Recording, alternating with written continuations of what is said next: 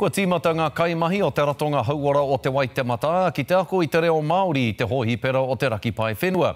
Ko tahia rau kaimahi i rehita i te hia kia ako i te reo.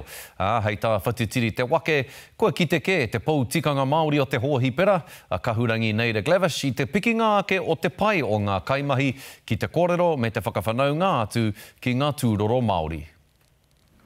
E patere mai ana te reo Māori ki te hohipere o te raki pai whenua. Kōrero mai kupu hau. Hei tā tēnei ākonga e wai mārie ana ia kua whai wāhi mai te reo Māori ki te hohipere kia māmā ki tāna kapo i te reo Māori. I would probably never have stepped out of my comfort zone and learned it on my own, but here it is on my doorstep, 2 minutes away from my office, and I can do it. And I think if everybody gave it a try, it would be a really good thing. Ko te wānanga o Awanuiarangi ngā kaikawe i te kaupapa, hei tā te pauako e ka harata mai ana ngā kaimahi o te hohipere ki te reo Māori. Ko te nui ngā e hia kai ana ki te reo.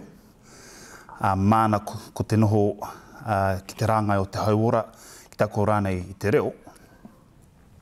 E tino mihi ana ki te hia kai o tēnā ki tō tāua, ki tō tātou reo. Hei tā te pauako mō te hohipere, aha kua he timatanga tēnei he nui ngā whainga i tāna taki i te ara reo Māori. Improving my knowledge of the language, my pronunciation, and with that my understanding of the culture.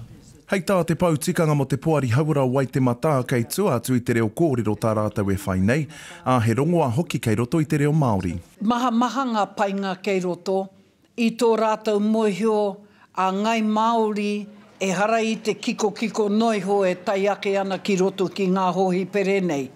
Tuatu i tēnā he whānau, hei hakarotanga ake, ko te reo anō me hakaro he oranga kei roto i te rongo i te reo.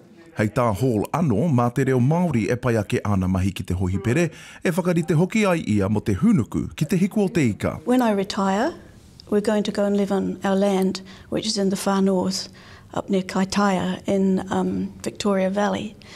And if I am fluent in Māori, I'm hoping that I'll be accepted into the community and I can contribute something and be part of it. Ka mutu te kaumāwaru wiki te roanga o ngā mahi ako, hei te mutunga ka whakawhiwhia e rātau ki te tohu pōkai tahi reo.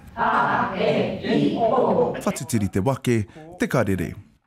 Ka rawe, e mihi ana ki ngā kaimahi o te hohi pera rā i te ngana ki te ako, ka rea kore, mā te ngana ka puta ko te hiakai, mā te hiakai ka te tuki te wawata.